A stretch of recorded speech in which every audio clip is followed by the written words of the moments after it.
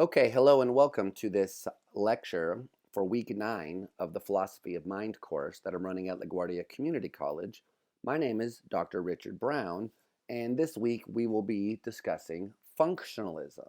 So, just to remind you where we are in the class, if you've been following along, we're in the 9th week of the class, and we've been talking about materialism, physicalism, and views about the mind being physical. And there are lots of objections to that kind of view, and we're going to turn to those next week. So next week's when we're going to start talking about the metaphysics of modality, possibility, and necessity, and the kinds of responses that people have given to the identity theory and to the functionalist kinds of stuff that we're talking about today. And then after that, we'll look at something closely related again to all of these things, which is artificial intelligence, the singularity and simulation, and machine consciousness. So one way of talking about this stuff is this week, we'll be talking about issues about the brain and how it does computational stuff. And then after that, we'll look at the question of whether computers can do brain-like stuff. So they're kind of interesting questions. And then in between there, we'll be asking the question, well, gee, either way, is this stuff physical? And then we'll end the class talking about eliminativism, Dan Dennett in particular, and the Churchlands in particular. Maybe what we have to do is get rid of consciousness. Seems like a drastic move, and you might wonder why someone would say that kind of stuff. So lots of interesting stuff coming up, and let's go ahead and get started. Now, if you talking about functionalism is difficult because there's no one kind of theory called functionalism. There's a bunch of different theories, all of which are different kinds of functional views. So one thing we want to do to get a start here is just to kind of get a handle on, well, why the category functional, what does that mean? And we can contrast it with the other category, which, if we want to tip our hat to Aristotle, we call material. And what we mean by that is that some of the things in the world are the way that they are because of the way that they're made. And they have to be made like that, out of that stuff, or else they're not that kind of thing. So for instance, take gold. It's got an atomic number, which tells you how many protons it has, and so therefore how many electrons it has. And it could have different amounts of neutrons, and whatever. So, but if it looks like gold, if it acts like gold, if it does all the other stuff that gold does, if it's not 79 protons, it simply isn't gold. So, we have fool's gold, and fool's gold is it's not completely functionally indistinguishable because they have different densities. And this was a big deal when Archimedes figured out how to test the density of an object, to put it in water and measure how much water is displaced. So that's all very interesting stuff. So they're not completely exactly the same, but you get the idea. You could have something which was, for all intents and purposes, the same density as, maybe you get some fool's gold that has a bunch of neutrons in there. So it's denser than normal fool's gold or something. You get the idea, but it still wouldn't be gold, because in order to be gold, you have to be that kind of stuff. And, that's what the identity theorists think about the brain. But not everything is like that. Some things are functional. And by a function, we mean different things. But one kind of common sense way of getting at this is simply the idea that, well, a function is what the thing does. Some things are the way they are because of what they are supposed to be doing. And so a good example of that is a pump. You say, okay, some things in the world are pumps and some things in the world are not pumps. So what's the difference between them? Well, the things which are pumps aren't made out of a common kind of stuff. Some of them are plastic, some of them are metal, some of them are wooden, and you can go through history and look at all the various pumps. Some of them have motors. Very interesting kind of thing here. The history of hydraulic pumping, which we've talked a lot about already in other contexts of the way the mind works. And Frankie's reminding me that I shouldn't get too hung up on the hydraulic stuff here, but it doesn't have to be made out of a particular thing. It's a pump because it does this kind of work. Anything that's pumping is simply going to be the kind of thing which mechanically moves gases or liquids from one place to the other, and it does that because of the way that it's designed. So pumps are like that. And there were many other things. Can openers are like that. Something is a can opener. It doesn't have to be made in a certain way. There are electric can openers, hand can openers. So in the world, there's kind of stuff, and then there's kind of functional stuff. And they seem different. And of course, this is where people will start wondering about, well, okay, so which one is the mind? Is it sort of like gold, or is it sort of like being a pump? Now, if we want to get a little bit more technical about this, we can see that there are at least one way of dividing up these kinds of theories along one major division. And often this division is between the biological and the computational. And I think that's a really important distinction in approaches here. And we're going to see that's going to play a large role, actually, in the kind of way this debate gets played out. So let's look at the notion of biological function. Well, take the heart, which we've talked a lot about in this class, and we're going to talk more about today. So the heart is an organ, and we say that it has a certain function. And we told part of the story about the quest to discover that. Frankie, again, saying, okay, yes, you've told us about the heart. Go and watch that video, whether it's a hydraulic distillery for animal spirits, whether it's the seed of the mind, whether it's merely a pump. So now we think that it's merely a pump. And that's the biological function of it. And in that sense, it's the biological function because that's the work that it does. That's its characteristic activity. That's what it's kind of in there to do. And this view is associated with Aristotle, who famously says that the mind is just a set of capacities or powers, and that the mind is not separate from the body, but it's just the body organized and working in a certain kind of way. And you see that word work right there. And that word that he uses is the word that people think means function, the way what it's biologically doing. So on this view, if you wanted to say that the mind is a functional kind of thing, then you would say, well, then it's like this. There are biological things. They have biological functions. That's their characteristic activity, what they do. And so maybe the mind is just the characteristic activity of the brain. It's what the brain, what it does. So that's one notion. And we're going to spell these out in a lot of detail, but I'm just trying to give you the overview before we go into the forest.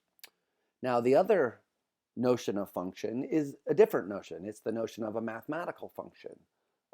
And here's an example of a mathematical function, which you would meet in your elementary calculus class on your way to taking physics, maybe. So here says f of y equals 1 over x squared. And so a function in the mathematical sense is the kind of thing that takes a certain kind of input and then performs an operation on that input and delivers you an output. So in this particular case, what the input is a number. And it's going to output another number. And you could compute this function by inputting various values for x and then seeing what the function returns for y. And that's why we say that y is a function of x in this case. Actually, it's a function of 1 over x squared, but it's a function of x. So they're related to each other in a certain kind of way, and you could compute that. And this is an interesting function, by the way, which, puzzles people. People don't like these kinds of things without proper limits and blah, blah, blah. Okay, so there's a whole story about that. But if you want to look at history and find someone who seems to sort of say something of this kind, you would look to Hobbes. And that's interesting. We've met Hobbes already. He's a materialist. Remember, he's a physicalist. And so what Hobbes thinks is that the brain is a kind of computational device and that it's basically doing mathematical computation. And that's very interesting. So I want to look at what he says, because anytime you find someone smart in history saying something like this, so ahead of their time, I think it's worthwhile just to take a second and look at it. And so this is from Hobbes' book, The Leviathan, which he writes in 1651. And the first book of that larger work, which we nowadays probably call chapter or something. But anyway, the first part of that of his book there is devoted to sort of just talking about what he thinks a human being is, the senses, imagination, reason, et cetera, et cetera. So he's a pretty hardcore empiricist, And he thinks that imagination is just decaying sense. But here's what he says about reason. Quote, when a person reasons, all she does is to conceive a sum total from the addition of portions, or conceive a remainder from the subtraction of one sum from another. If this is done in words, it is conceiving the name of the whole as coming from the names of all the parts, or conceiving the name of one part as coming from the names of the whole and of another part. For some things, such as numbers, we have not only adding and subtracting, but also names for other operations, such as multiplying and dividing, yet these are not wholly new operations, for multiplication is merely adding equal things together, and division nothing but subtracting. So you could define these more complicated like exponents and division in terms of these more simpler ones. He goes on, these operations are performed not only with numbers, but with all sorts of things that can be added together and subtracted one from another.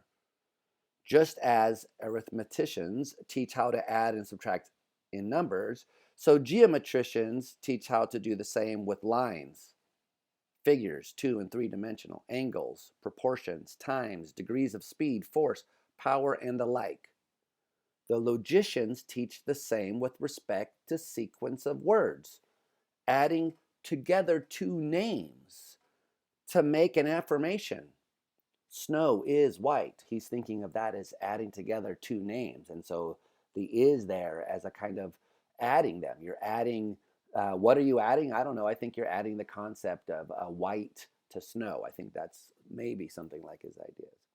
Now, an affirmation, snow is white. You can add those together to make a syllogism, and you can add many syllogisms to make a proof, and from the sum or conclusion of a syllogism, they subtract one proposition to find the other. Writers on politics add together treaties and agreements to find men's duties, and lawyers add together laws and facts to find what is right and wrong in the actions of private persons. In brief, wherever there is a place for addition and subtraction, there also is a place for reasoning. And when they have no place, reason has nothing to do. Now, this was written in, or published in 1651. So that's pretty interesting that he thinks that what thinking is, what reasoning is, all of it reduces to computation. Now, he has a very limited view of that as adding and subtracting, and he doesn't have the resources which we get due to the advances in logic and people like Turing, who we're going to talk about in detail. And I save all that stuff for the computation, can machines think and stuff, because that was really one of the more fundamental questions they were worried about. But we're going to get to all of that stuff and look at the way that this idea gets developed. So I think it's pretty interesting to see someone like Hobbes making this bold statement in 1651. Okay, so now once you've got that far, you've got these two notions of function. One is kind of this biological notion, what the organ question does.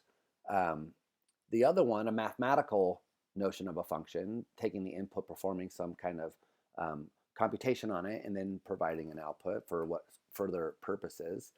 And it seems reasonable to wonder whether having a brain is required for having a mind. So we can grant that, yes, in us we have a brain, and the brain is important. But of course, what do you mean when you say, is having a brain required? What do you mean when you say, do you need a brain? It seems like, yeah, well, if you don't have a brain, then you're in pretty big trouble. And of course, there are two ways of taking the question here. What do you mean by, can you have a mind or consciousness without a brain? And one camp here takes this literally. So the identity theorist is someone who says, look, to have a mind, you need to have neurons. So if you don't have neurons, then you don't have a mind. And of course, neurons, you need to have potassium and calcium and action potentials and acetylcholine and all those things that we talked about, all those minutia and details, says the identity theory. That's the mind. When you're dissecting the neuron and talking about its parts, you're really dissecting the mind and dissecting its parts. down to the lipid bilayers, down to the RNA, all of it. That's required. If you don't have that stuff, then according to them, you don't have a mind. But of course, there's a more metaphorical way that you could think of a brain. And this is what the functionalists tend to do. A brain isn't necessarily a neuron device, they think. A brain is just the thing which, is in control of the object, the behavior. It's the internal thing that does all the stuff. So to have a mind, they claim, you need something which does the same work as the brain. And we use the word in this way in ordinary English when we say, the robot's brain does this. And of course, the robot doesn't have a little brain in there. It has a circuit board. But the circuit board is the thing that's sort of processing all the information, sending out signals and taking in signals. And so metaphorically, we say that's the brain. Why? Because it's doing the same thing. So the identity theorist says, look, you need a brain. The functionalist says, yeah, you need a brain as well. But by brain, they mean different things. One of them means that particular biological organ. The other one means something which can do the same work as that biological organ, even if it's not built out of exactly the same thing. Even if it's not built out of exactly the same thing.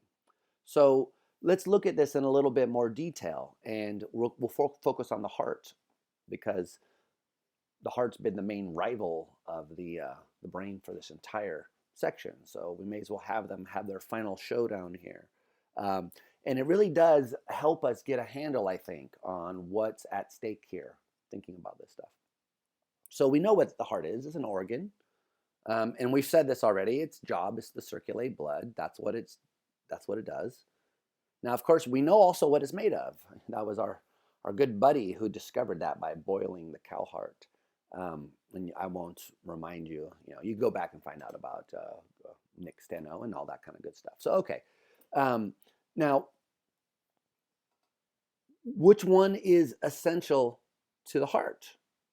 Well, according to what the science has told us, the tissue isn't essential. It's the pumping part that's essential. So if you wanted to say what the heart was, it's more important that it's a pump than that it's made out of muscle. According to, that seems to be common sense, or at least we're going to get to that. Maybe you'll disagree, but I think that's, once people think about it, they kind of agree. But maybe you won't, so I'd like to hear. Now, when you take this view and apply it to the mind, it's sometimes called psychofunctionalism, and that's not a great name, but the psycho is not like psychotic, but psychological functionalism. And the idea there is supposed to capture the general gist of the idea from Aristotle. Namely, that we have an organ. The organ is the brain. It's doing something. It's doing it in a characteristic way. And what we want to know, and what it's doing, by the way, is what we call the mind. That's its activity.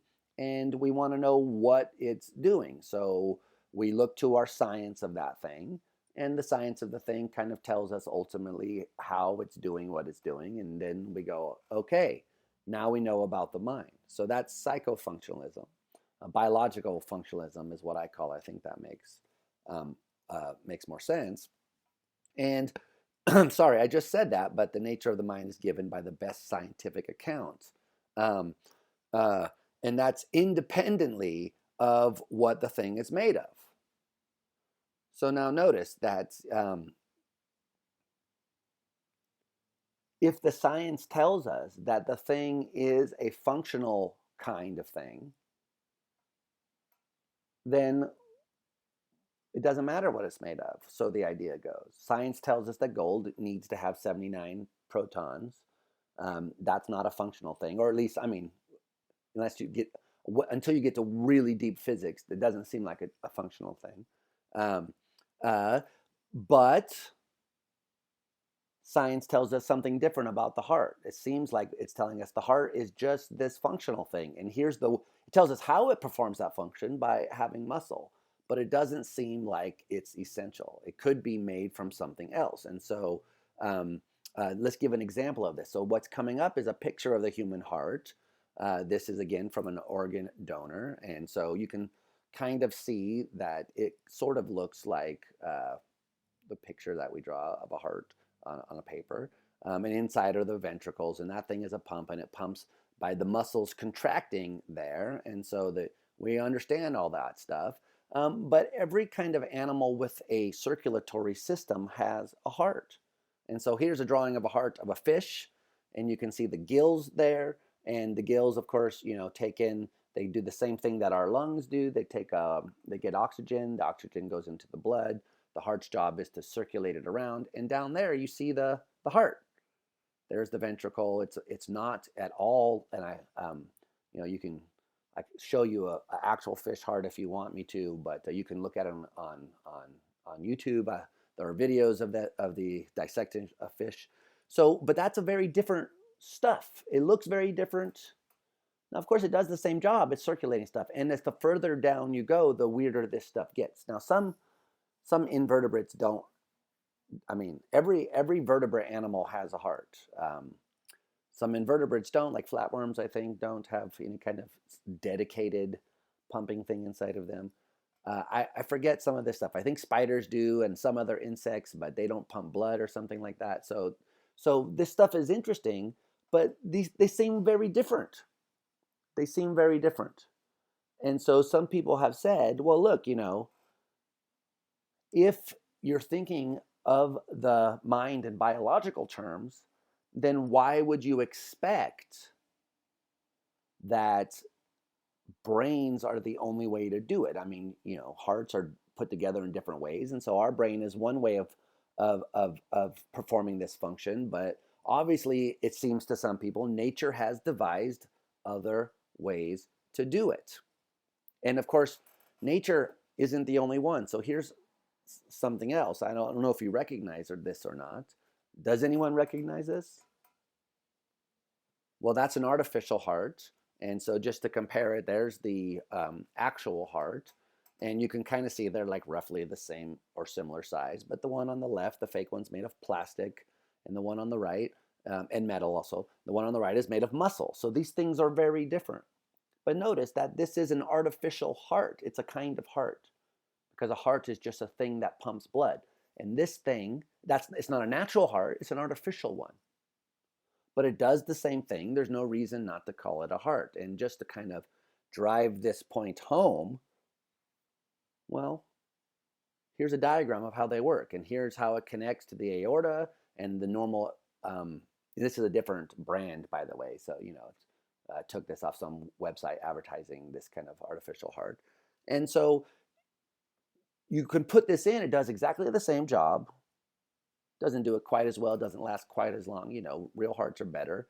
But roughly speaking, it's performing the same work. And so that's what makes this thing an artificial heart, as opposed to just some kind of, carburetor or something that you happen to stick in there. Now, what is this all supposed to be getting us to think about? Well, if what's important to being a mind is functioning, and not in particular the way that you are put together, as long as you put together in the right way to accomplish that function, well, then why can't there be radically different kinds of creatures functioning like us? And so here's a picture I stole from the internet, and I don't know whose artwork this is, but this is from some chat room, actually, some steampunk kind of chat room. So this is someone's drawing of a weird hydraulic monster creature, and you see some weird space type aliens down there. So, I don't really care about whatever the original purpose of this was, but, to use a bit of your imagination, and after having watched the last week's lecture, hopefully you can see that, it's not impossible, or even, we could debate whether it's unlikely, but some people say it's not even unlikely that as we're cruising around the universe someday, we land on a planet and find something like this there. I mean, we thought that we ourselves were hydraulic creatures. So maybe we find some kind of steampunk-esque creature. And maybe it's got weird skin. Maybe, this one looks like it was built by humans, and so you'll be suspicious of that. So maybe we find this one and it's more like organic, but still extremely hydraulic. So if you imagine this not as metal, but as kind of, skin. But inside, it's all hydraulic, sort of like the way they pictured the body working from Galen's time all the way until 1791, when someone, our good friend Galvani, finally figures out that no, it's electrical, not hydraulic. So suppose that we do that. Now here's this weird creature. Suppose that it's, biological enough for us to think of it in the right way that matters. We'll try to postpone the questions. I mean, if it's mechanical in the computer, we built computer sense, then, people might resist. But so for the sake of putting that stuff off until we get to it, let's just imagine this as some kind of biological but hydraulic creature. Now, suppose it acts, in the way that creatures around here do. It chases food. When you hit it, it yipes. You can train it to do various things. It sits, it learns. It's an attack beast. These people are using that kind of beast for something. So you imagine this very scenario. Now, would you come to think that this thing had some kind of mind or experience? Well, many people say, yeah, it'd be weird to deny it. And if it really doesn't have a brain, though, like we're imagining just hydraulics, there are no neurons, there's no electricity. It's all hydraulics. It's steam, it's fire, it's heat. Heat is heating up the liquids, and that's distilling, and hydraulic pumps are pumping. It's nothing like electricity and chemicals. It's completely like the old way that they pictured it. Now, the question for us is, do we want to rule that kind of stuff out right now? I mean, you look around nature, nature's weird. Things are put together in all kinds of ways that often surprise us. We look into the universe, we say, there's a lot of stuff out there. We haven't been hardly to any of it. So a lot of people think that in line with this idea that science has been showing us over the course of time that we are less and less special, and our place in the universe is less special and more ordinary. And the most ordinary kind of thing would be if, mind and consciousness could be accomplished by many different kinds of creatures who functioned in very different ways, but who nonetheless, generally speaking, functioned similar to us, like in navigating environments, eating, reproducing, and those kinds of things. So this is a challenge. Now, as far as we know, around here, that things have brains, and brains seem relatively conserved across creatures. It's not exactly 100%, but seems okay. So this hasn't really been a super huge problem yet. But the conceptual problem is there. This idea that these functions can be multiply realized. If all that matters is that you do something, and it doesn't matter like what you're built out of, as long as you do the thing, well, then you get this issue. And of course, the identity theorists say, no, these other things which are built in different ways, they don't have minds. They don't have brains like neurons and chemicals and fire and electricity. There's just not a brain. So sorry, no thinking, no consciousness. So this is a fundamental divide in people's approach to the mind. What do you say about these kinds of steampunk creatures? Can they have minds or not? Is it impossible that they have minds? The biological steam creature, is that impossible? Identity theorists say, yes, you need a brain. Functionalists say, no, you just need something that works in the right way. Okay, so that's biological functionalism and the issues that arise. But of course, there's the other kind of functionalism.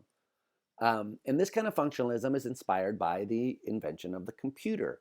And of course, the computer itself is invented because of work in logic. And really, all that a computer is a physical implementation of some logic.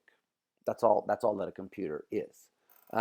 So let's go into this in a little bit more detail. So in general, here's the basic idea, that you have a function, and the function specifies a relationship between these kinds of things. And the kinds of things are inputs, some kind of internal states, and outputs. So you define what kind of inputs the system accepts, I1, I2, In. You define what those inputs do to the internal states of the system. It moves into this state, it changes it into that state. And then you define what those states do producing what kind of outputs. And we looked at, the function 1 over x squared, and we saw sort of the mathematical version of this, but it doesn't have to be a mathematical function in that sense. So these guys think that you can define a function which is going to turn out to give you what it means to see something, or to believe something, or to think, or to feel, or to reason. So the inputs in this case would be inputs to the sensory systems. So we're not inputting numbers to an equation. We're taking inputs as like light waves and sound waves and all the kinds of inputs that you learn can be transduced by the senses. And then those things you define the effect that those things have. Excuse me, I'm sorry, I skipped a step. You could also be having input from specific other brain areas. So it doesn't just have to be from the external world. Internal input counts as well. So sorry about that. But then you define the way that those kinds of inputs are related to other internal states, which in our case are brain states, but they don't have to be. So this is where the functionalism comes in. This is an abstract relationship between things being inputted, things happening on the inside, and things being outputted. So in our case, the inside is the brain. But in the weird hydraulic creature case, if it's instantiating this kind of computation, this kind of function, according to this view, then it has a mind. Now, of course, the outputs would be things like its behaviors, or maybe certain internal states which serve as further inputs. So this is the basic idea behind computational functionalism, as opposed to the biological version, which says, look, we're just trying to think about what the brain does. We want to know what science will tell us what it's doing. Well, these guys think that, well, no, what we're figuring out is that there's some kind of mathematically defined formalism which the brain is somehow implementing. Now, here coming up is something that is super disgusting looking, but that is a giant squid. And this one is like 4 meters long or so pretty big, but they can be up to as large as 43 feet, I think I read. That seems absurd, but these are the ones that you read about or in the stories, 40,000 Leagues Under the Sea, where there's giant squid attacking the whale. So some of them get quite large, and 43 feet is pretty big, so they can be out there. Now, these things are nice because they have really big axons, and so people study them. And that was what I was talking about last week with the Hodgkin-Huxley model. And I didn't mention that last time, but I should have. But that model was describing a squid axon. And so here's, again, their representation of that. And just to remind you, this is supposed to be a drawing of a certain axon, a certain neuron, and the way that it works. So the capacitance, the Cm there around the outside, is the cell membrane, and it holds a certain current, and you can clamp it and keep it at a current, and that's what those two things are, sort of inputting current and so forth and so on. So now every part of this stands for some biological thing, and so that's the idea, is they want to generate a model which takes the biological thing, but then sort of abstracts away from the biology and just gives you the functional outline of it. And that's why you can represent it in terms of schematics, which you would find also representing circuit boards, because it's totally abstract. And the way it gets implemented sort of doesn't matter, as long as it's implemented like this. So you get a current flowing around the cell membrane, that's the Cm there. And then these resistors here are modeling current going in and out of the cell. And so one of them is a channel, and the other one, I think that's leakage current, or another channel, it depends. I think the EL is the energy that's lost due to leaking, and the N over there is an ion, but it doesn't really matter. The idea is that these things, which are resistors, and which we understand what a resistor is from electronics, they're being used to model these voltage gate channel things.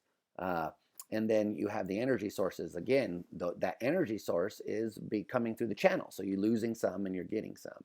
And so this is actually a model of one particular neuron.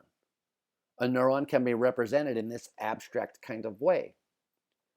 And not only that, though, you can now write these equations down, and this describes the behavior. So this is a more mathematically, precise formulation of the thing that we just saw a second ago. It describes the same thing.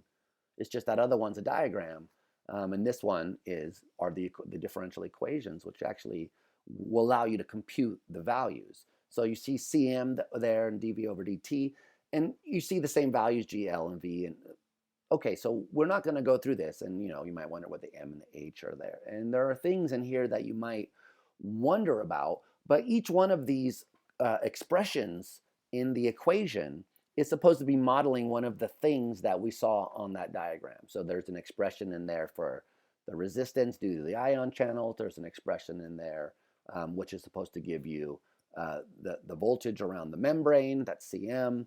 And of course, Ohm's law, I equals, the current equals resistance over capacitance, I equals R over C. I think that's right. I should have looked that up, but you basically have that value there, dV dt, being substituted for that.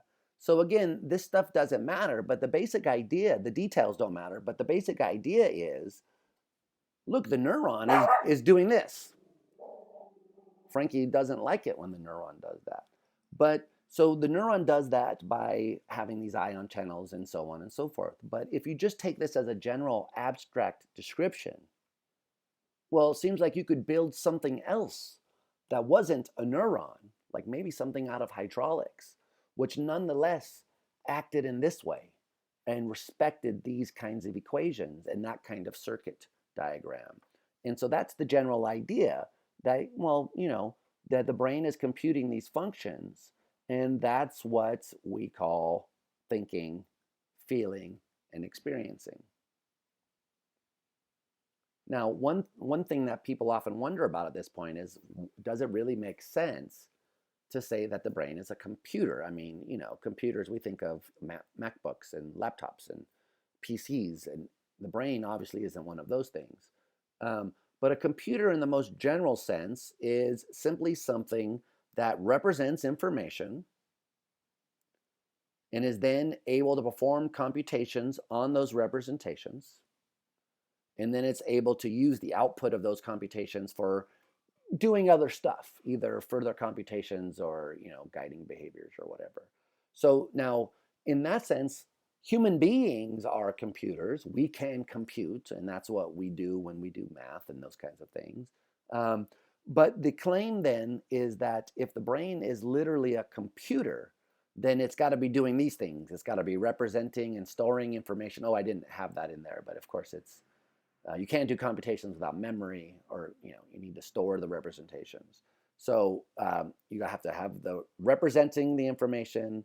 You have to be able to store them. You be able to manipulate those representations according to some kind of rule, and then that gives you some kind of output which you can then use to do something else.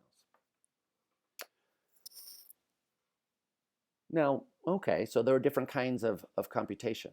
The one we're most familiar with is digital computation, and it represents information in strings of zeros and ones, and manipulates those strings of zeros and ones, transforming them into different strings of zeros and ones, which represent different information.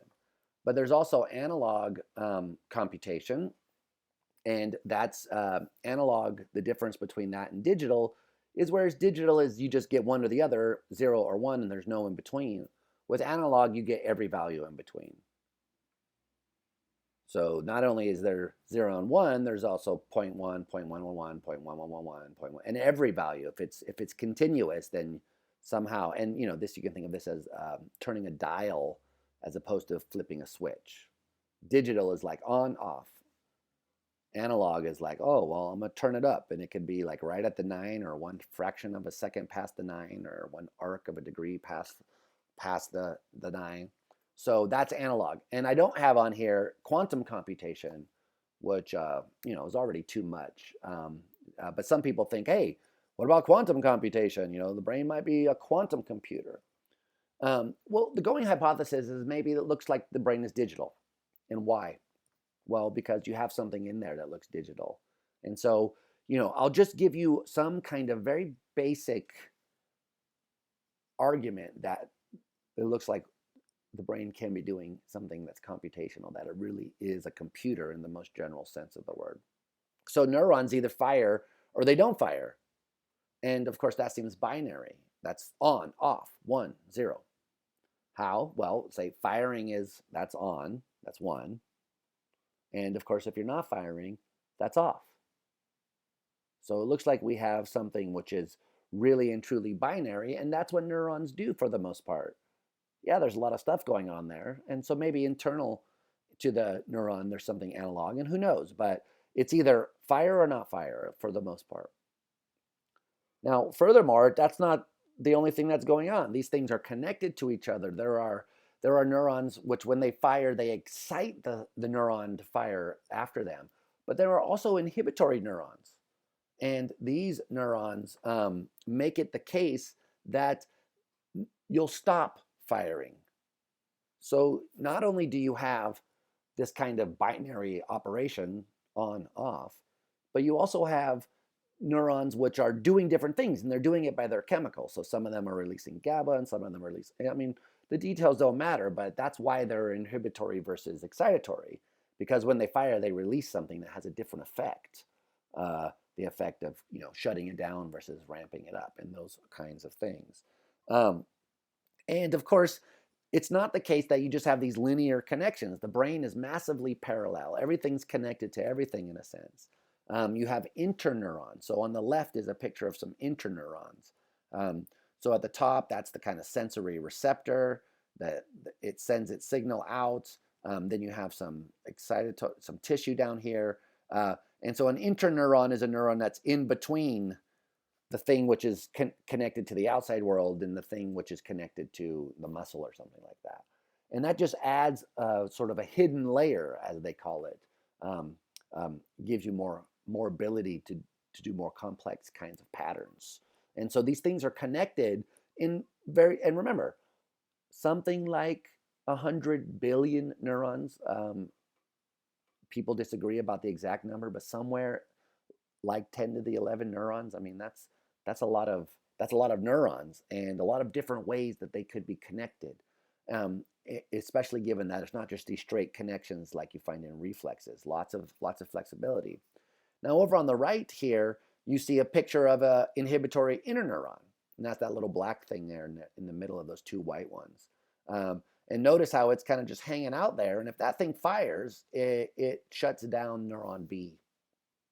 And you can see how neuron A is firing, but it also might be getting the interneuron to fire. So one neuron, when it's firing, might actually stop another one from firing. And that adds another level of complexity. And then not only that, but there are feedback loops. So it's not just like things are coming in and it's going fire and then the next thing fires, but they're always feeding back. And that's a crucial part of the way that the brain functions. So down on the bottom, there's kind of a pictorial representation of that, but there's too many different ways of doing it. But you can kind of see here the neurons firing. That's a spike train. If you can see it, I don't know if you can. That's where it's just firing in these little bursts, one and that. So these might be like series of zeros and ones right there. It's fire, blank, fire, blank, fire, blank. So that might be like 1, 0, 1, 0, 1, 0. And that gets this other one to fire, but you might also see it's feeding back. And so eventually, as the feedback comes back to the neuron which is firing, it might shut itself down. So it'll fire for a little while, like a kind of built-in timer. So there's all sorts of interesting ways to take these little things and connect them up. And of course, when you have 100 billion of them, you can see that the possibilities are quite startling. So the idea would be that, well, the mind just is these things computing various functions. Now, what does it mean for something like this to compute a function? Well, I want to give you something that's just like a super overly simplified version of this, just to kind of give you an idea of how you could do something like this. So here's some stuff from Truth Functional Logic, and this is The logic which is developed in the early 20th century and is closely associated with Russell and Wittgenstein and these kinds of people. And the basic idea is that you take words like and the truth functional connectives in general to connect things together and perform functions on them as a function of the kinds of truth values that the things have. So we're not doing math anymore. This is logic. But suppose you have a sentence like, Sally is tall and Sally is nice. You could represent that by saying Sally is tall, I'll represent that with P, and Sally is nice, I'll represent that with Q. And so the whole sentence you would represent with P and Q. Now, what does that sentence mean? Well, according to truth functional logic, the meaning of that sentence is given in a generic way by this truth table right here. And these truth tables are sort of invented by Wittgenstein. You get taught them in introductory logic. I always prefer truth trees myself. That's a different method. But basically the point is this, that middle thing right there is the output you get when you input the things on the other side of it. So for instance, if you input true and true, you get back true. If you input true and false, you get back false. If you input false and true, you get back false. And if you input false and false, you get back false. And that's supposed to be a way of capturing what the word and does. Sally is tall and Sally is nice. So if it's true that Sally is tall, and if it's true that Sally is nice, then it's true that Sally is tall and nice. That's what that first line says. However, if it's true that Sally is tall and false that Sally is nice, then the whole sentence becomes false. That's what the second line there says. And the third and fourth lines say the same thing for the other possibilities. And if you want to know how this really works, then you take a logic class with me. I teach one at LaGuardia, or take one elsewhere, and you'll deal with that. Now, you need one other thing to do anything interesting here, and that's a negation operator. And here that's defined in this way, where you just take whatever you have and it reverses the truth value. It's a very simple function, but it's extremely important. So if you're told that Sally is nice, and that's true, well, if someone says Sally is not nice, well, that just means that you take that thing and you reverse it. So negation is defined in this way.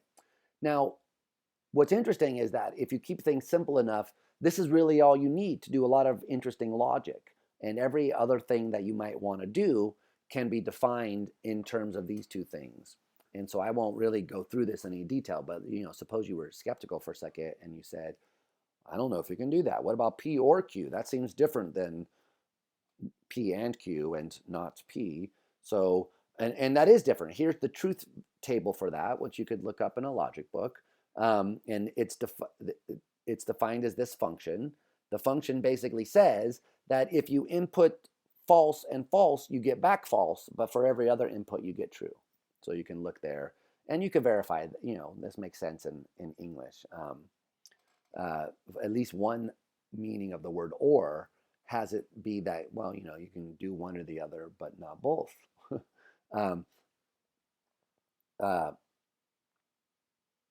Well, that's something slightly different, actually, but you get the idea. So if you say soup or salad, and you have both of them, well, then it's true that you had soup or salad. That's where the not both part is. Some people want to rule that out, and I was thinking ahead a little bit and made a mistake. So I shouldn't have said that, but there are some ways of saying the English sentence where it's fine if you get both of them. If you're rich or good looking, then it's not a bad thing if both of them are true. Whereas if you say I'm rich or good looking, then according to the logical definition, as long as one of those things are true, the whole sentence is true. And if both of them are false, the sentence is false. Now, how do you get this kind of sentence represented in terms of that over there? And here's how you do it. And I won't go through this in a lot of detail, but you can see just by looking that the two things there in the square and the rectangle brackets are the same. So it goes true, true, true, false. And according to truth functional logic, if two things have the same truth table, then they are equivalent in meaning. They perform exactly the same function. Now, the one there it is not the case that both not P and not Q. That's a more complicated way of performing the function, which you could also perform by saying P or Q. It's more complicated, but it's the same function. So, this, why am I taking the time to go through this? Well, just so you get the idea that this example, even though it's a play example, you can still do a lot with it. Because if you could get something which was able to compute just these two things over here, given various inputs, then it looks like you could build on that to do all kinds of interesting computations. Now, how would a brain compute a function like this? Well, remember, according to functionalism, it doesn't really matter how you build the thing, as long as the thing is built in such a way that when it's working, its outputs somehow give you this true, false, false, false, given the inputs.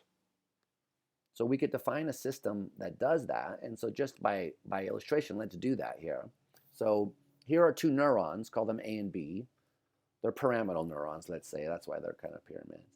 And we're going to keep this really simple and just say that these two neurons are connected to some third neuron, we'll call C here.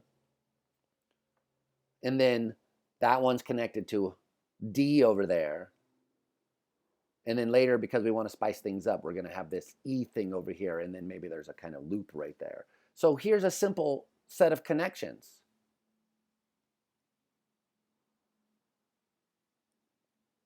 Five neurons. Now, we want to somehow get this little system to compute some stuff. And so we're going to set it up in the following way. I'm going to say that the neuron, just to keep the diagram simple, I left out a bunch of connections. I mean, I hope you looked at the video from last week and you saw that these neurons just have connections all over the place. I mean, they are massively interconnected. So we're going to say here that, that both A, B, C, and E are also all connected to D, and that D is connected to them, so that it kind of, loosely put, gets the information that they're also sending to these other places. So it's aware of the kinds of inputs that are being input in there. So we're building that in to make this a little bit simpler. Okay, so now let's make this system do some work.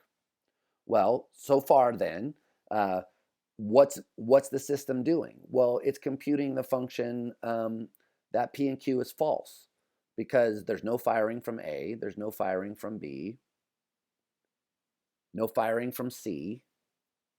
So what D is interpreting here is that P and Q is false. Now, how would you change that? Well, suppose that A started firing. But suppose that firing, and by the way, since these things are all connected, now D is also, there's a connection that goes to D, and so it's getting that information as well. So now, aha, but C isn't firing, and neither is B. So that looks like the second line of the truth table there. One is on, the other one is off, and the third one is off. So now it looks like it's telling us that P and Q is false, but for a different reason, because Q is false. And so D can now get that information. If it were set up to use that, we would say, aha, now it's computed the truth value of this and it can do something with it. Now, suppose both of them are firing, though. Well, if this thing really is computing the AND function, then when both of them fire, C should fire, because that's the output, and D is paying attention to that in this loose sense by getting the same information. So now it's going, aha, well, A is firing, B is firing, and C is firing, and so now it's telling me that P and Q is true.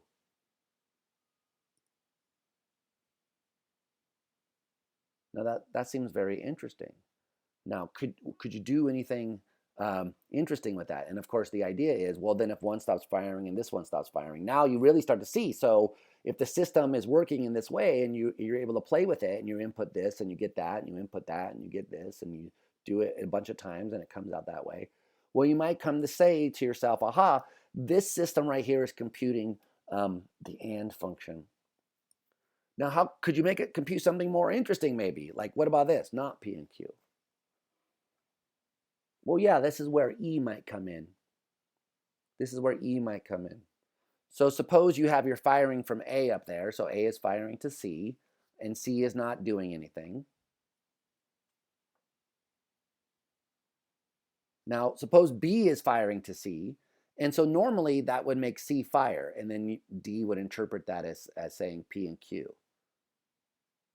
But now suppose, because of the way this system is set up, remember, there's all kinds of things we can play with in here to make it work that way. And in actual brains, we have ion channels, and in computer circuits, we have different things. But we're trying to figure out how a brain does it. So we could set this system up so after a while or whatever, that, okay, so now E activates. And maybe E is, a shutter down. It has the effect of having the opposite on whatever C is doing. So now A and B are firing, but the conditions are right such that E starts firing, and it sends the signal back to C, which stops it from firing. It would have normally fired, and D would have said, P and Q is true. But now, because of the way the system is set up, the D is getting the information that not P and Q. And then, of course, you could continue this out. So suppose that B stops firing then. And so now we've moved down to the second line of the truth table there. Well, if C continued to fire, maybe because E was still active. I don't think I have I do have a picture for that. So, So now here we have A firing, but B is not firing. E is firing, and that's ramping up C to fire. And so now we're computing the not P and Q function as long as it keeps working in this way. So I hope you can see that this is only 5 neurons and relatively simple. And I'm trying to keep it that way on purpose. But the idea is supposed to be that you start simple like this. You show how you could get these two little things to compute something simple like an AND gate. And then, by the way, you have a bunch of them all doing that at the same time, and then you get all kinds of fancy stuff happening as a result. So that roughly is the idea behind functionalism, and also the way in which it claims that the brain is a computer, that it literally is physically implementing these abstract computations, like the ones described here in our logic.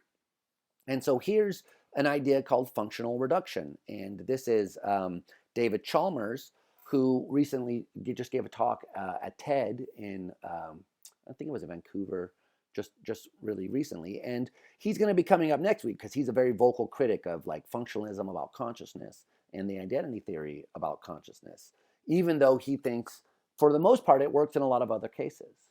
So here's what he says usually happens in science. And this is what we're going to see next week. And what's starting to come out here is a very different way of looking at the way reduction works from the way that Bloch was doing it last week, the more biological notion of reduction, where you say that the identity theory, it matters what it's made out of.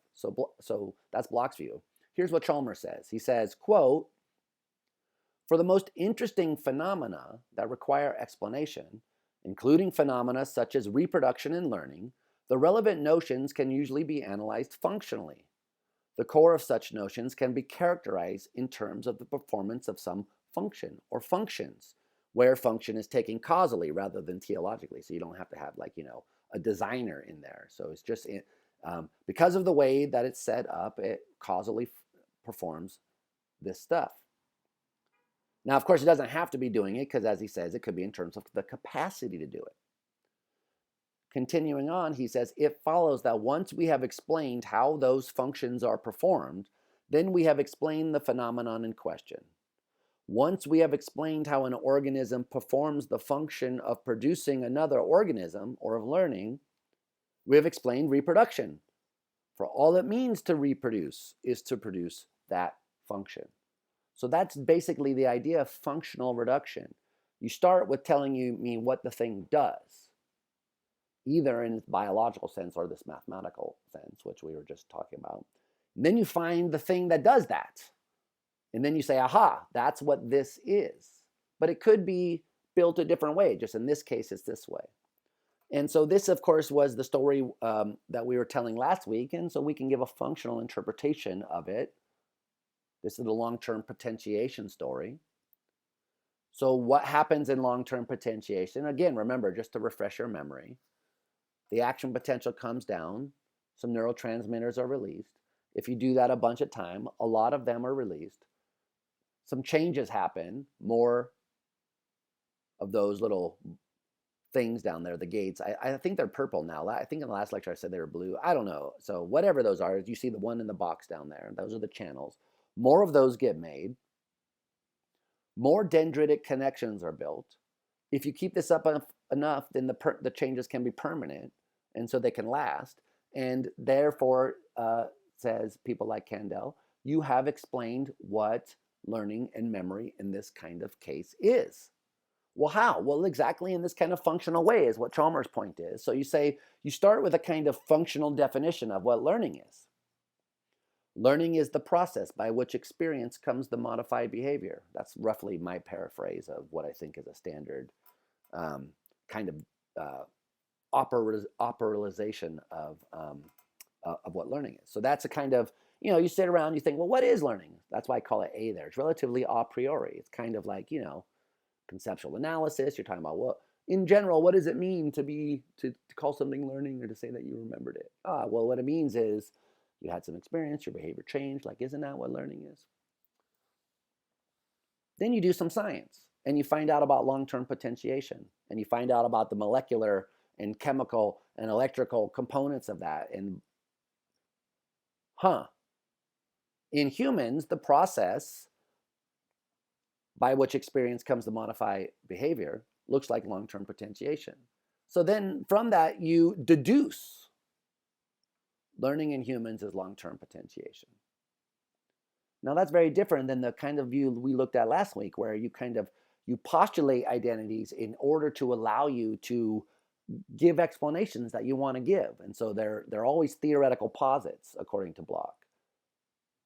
Whereas on this functional model, identities are the product of deductions which start with a functional concept, supply an empirically gained mechanism, which in this case produces that function. And then from that, you deduce, okay, learning is just this. Doesn't that seem like what was going on there?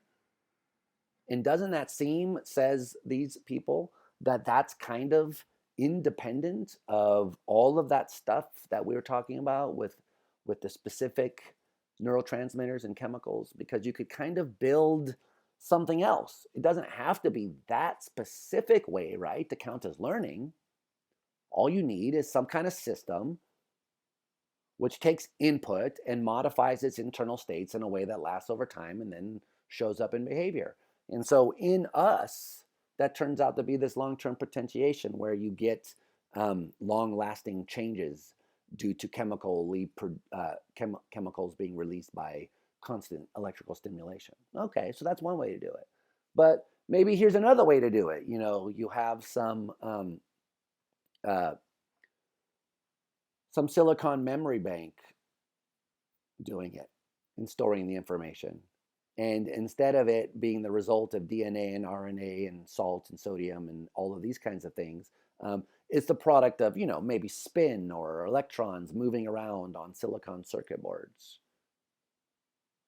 Well, that would be learning too, claims these people, because it's doing the same work. Now, of course, it has to be in a system like us that's moving around and doing stuff. And, so it has to be doing the same kind of work.